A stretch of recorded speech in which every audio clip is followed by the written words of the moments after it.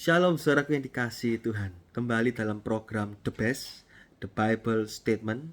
Kali ini kita akan belajar saudaraku ya, ada pertanyaan di sini. Mengapa Paulus mengutip filsuf Yunani dan dijadikan firman Tuhan dalam bentuk Alkitab kita ini saudaraku? Sehingga memunculkan tuduhan, apakah Alkitab kita ini, terutama tulisan-tulisan Paulus ini, diinspirasi oleh filsuf-filsuf falsafah Yunani? Wow, ini tuduhan yang sangat-sangat menyudutkan saudara ya. Tapi apakah benar demikian? Kita baca dulu ayatnya di dalam Kisah Para Rasul pasal 17 ayat yang ke-28. Sebab di dalam Dia kita hidup, kita bergerak, kita ada, seperti yang telah juga dikatakan oleh pujangga-pujanggamu. Sebab kita ini dari keturunan Allah juga. We are also His offspring. Itu dalam bahasa Inggrisnya. Kutipan ini saudaraku itu diambil dari karya yang berjudul Penenomenes. Itu karangan Aratus pujangga yang bernama Aratus yang hidup pada abad yang ketiga sebelum Masehi. Nah ini diambil itu statement itu atau falsafah itu dimasukkan dalam tulisannya Paulus dalam Kisah Para Rasul, sehingga memunculkan tuduhan, loh berarti Paulus ini tulisan-tulisannya terinspirasi dari filsuf Yunani. Wah, ini berarti Alkitab kita bukan dari Allah tetapi dari filsuf Yunani. Apakah ini berarti kekristenan itu berasal dari filsuf Yunani pengajarannya?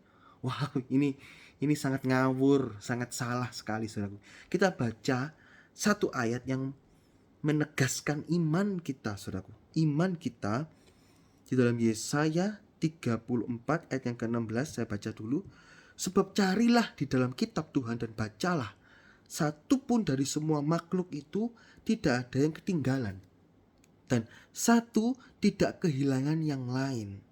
Sebab begitulah firman yang keluar dari mulut Tuhan, dan roh Tuhan sendiri yang telah mengumpulkan mereka. Lihat, jadi dari semua kitab-kitab, dari semua yang kita pelajari dalam bentuk Alkitab, itu sudah ditentukan Tuhan. Melalui siapa? Melalui roh Tuhan, roh kudus yang mengumpulkan. Bagaimana bisa ketemu manuskrip di laut mati, tiba-tiba ketemu dipadukan, dan setiap ayat itu bisa berkaitan dengan ayat yang lain, tidak bertentangan saudaraku. Wow, ini kalau bukan roh kudus tidak mungkin saudaraku. Ini bukan dari filsuf Yunani, bukan saudaraku. Nah, apa makna di balik Kisah Para Rasul pasal 17 ayat yang ke-28? Ini kita melihat konteksnya itu pada kisahnya perjalanan Paulus di Athena, di Yunani. Pada waktu di Yunani, Paulus tuh melihat ada dewa-dewa di situ. Kemudian Paulus pergi ke Areopagus, itu di pasal 17 sudah bisa baca sendiri. Nah, terus Paulus berkata, hai orang-orang Athena, dalam ayat 22, aku lihat dalam segala hal kamu sangat beribadah kepada dewa-dewa dan lain sebagainya saudaraku. Dan Paulus hanya, di sini dikatakan, hanya mengutip apa yang menjadi kesamaan, saudaraku ya. Apa yang menjadi kesamaan, Paulus itu hanya mengambil secuplik, dan ini menjadi satu jalur penginjilan Paulus, saudaraku. Jadi bukan, tidak dikatakan sini seperti yang juga dikatakan oleh pujangga-pujanggamu. Jadi Paulus, oh pujanggamu lo juga mengatakan, gitu loh. Pujanggamu kan juga mengatakan, sehingga ada satu keterkaitan. Oh iya, gitu ya. Seperti kalau kita ngobrol sama orang, kalau ada keterkaitan, oh iya kamu temannya ini ya, oh iya, jadi bisa nyambung, saudara, bisa nyambung. Nah, Paulus ini hanya menggunakan cara untuk mengkaitkan Injil di situ sehingga mereka bisa mau mendengar Injil, saudaraku. Paulus hanya mencoba membuat jembatan agar orang bisa menyeberang mengenal kekristenan. Jadi di saya statement pertanyaan ini, saudaraku, itu sangat tidak berdasar. Jadi Paulus tidak mengambil ajaran Yunani. Itu salah. Paulus hanya mengutip untuk memulai proses penginjilannya. Seperti kita, kamu dari mana? Oh, dari misalnya sekolah di sini begitu. Tuh, sekolah di sini kamu kenal sama si A? Oh, kenal. Wah, baik ya orangnya. Iya. Nah, baru masuk ke penginjilan karena ternyata ada kedekatan, Saudara. Nah, ini ayat ini Kisah Para Rasul pasal 17 ayat 28 ini, Saudaraku, itu memberi pengertian tentang tips penginjilan yang sesuai firman Tuhan. Jadi Paulus bukan terinspirasi dari filsuf Yunani, tapi Paulus hanya mengutip terus dia memasukkan Injil di situ. Nah, jadi Paulus dalam proses penginjilannya yang nomor 1, poin pertama, Paulus tidak menjelekkan agama lain. Jelas di sini ini filsuf Yunani, kepercayaan Yunani, Paulus tidak menjelek-jelekan.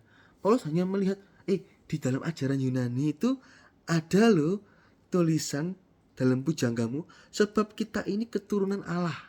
Nah, kita ini keturunan Allah. We are of his offspring. We are also his offspring. Nah, masuk ke ayat yang 29. Karena kita berasal dari keturunan Allah, kita tidak boleh berpikir bahwa keadaan ilahi sama seperti emas atau perak atau batu atau ciptaan kesenian dan keahlian manusia. Nah, jadi Paulus mengambil, kamu kan ada tertulis kan di dalam kepercayaanmu bahwa kita ini keturunan Allah. Nah, apakah Allah itu kita bisa gambarkan dalam bentuk emas, perak, batu, atau ciptaan kesenian dan keahlian manusia? Nah, dari situ, sehingga poin yang kedua, Paulus itu memberikan ruang berpikir buat mereka merenung. Baru Paulus masuk. Di dalam kekristenan tidak demikian. Dan di dalam kekristenan kita ini juga keturunan Allah, dan kita tidak berpikir bahwa Allah itu diam di dalam emas, perak, batu, ciptaan kesenian dan keahlian manusia. Tidak. Nah, dari situ Paulus masuk tentang penginjilan yang saudara bisa baca di ayat-ayat berikutnya. Jadi poin yang ketiga, Paulus itu mengambil sesuatu yang memiliki kesamaan dengan kekristenan, lalu dari situ dimasukkanlah Injil. Seperti di ajaran agama lain. Di ajaran agamamu ada Nabi Isa ya. Nah, Nabi Isa itu sama loh yang disebutkan di dalam kekristenan itu Tuhan Yesus.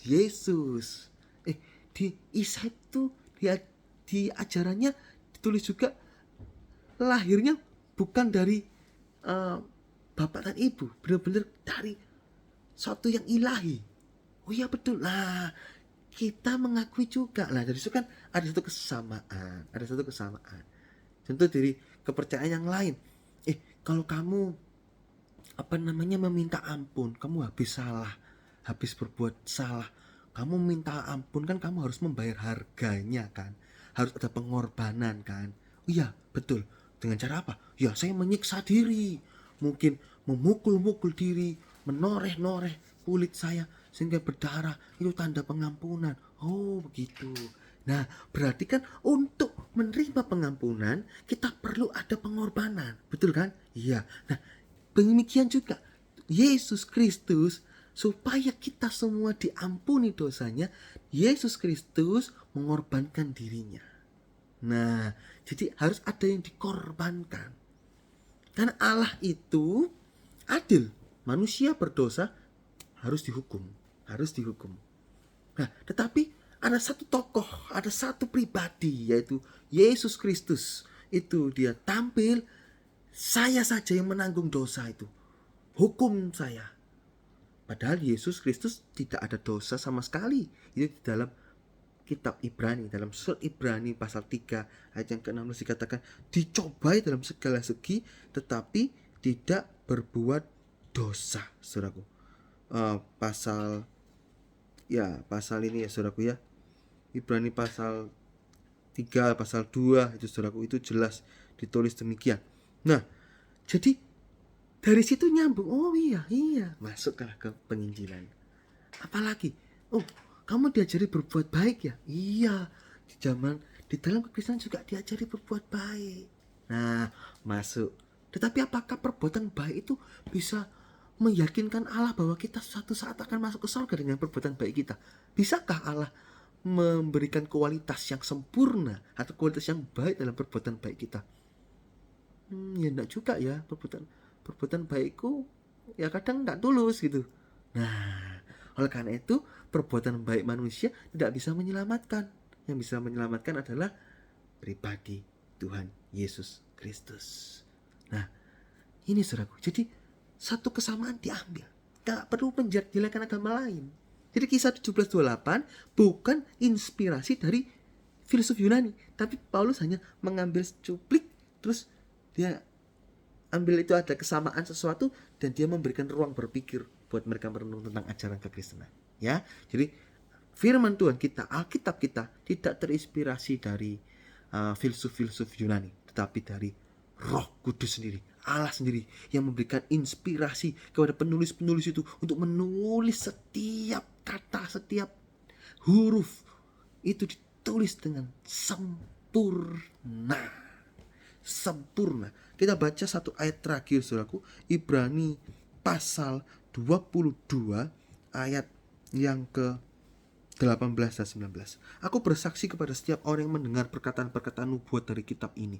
Jika seorang menambahkan sesuatu kepada perkataan-perkataan ini, maka Allah akan menambahkan kepadanya malapetaka-malapetaka yang tertulis di dalam kitab ini. Lihat, kalau ditambahi, diberi malapetaka loh. Hati-hati, jangan nambah-nambahi ayat. Kedua, ayat 19. Jika seseorang mengurangkan sesuatu dari perkataan-perkataan dari kitab nubuat ini, maka Allah akan mengambil bagian dari pohon kehidupan dan dari kota kudus seperti yang tertulis di dalam kitab ini. Ngurang-ngurangi ayatnya, gak masuk surga loh. Nah, jadi hati-hati ya, jangan menuduh sembarangan. Ini benar-benar Alkitab kita ini berasal dari Roh Kudus yang memberi inspirasi kepada penulis untuk menulis, sehingga ada satu rajutan dari Kejadian sampai Wahyu itu suatu rajutan yang sempurna, saudaraku. Tidak bertentangan satu dengan yang lain. Kalau bertentangan, coba kita renungkan sendiri dulu, berdoa sama Tuhan sehingga Roh Kudus akan memberikan pengertian yang benar, sehingga tampak rajutannya dengan sempurna. Puji Tuhan, Tuhan Yesus memberkati.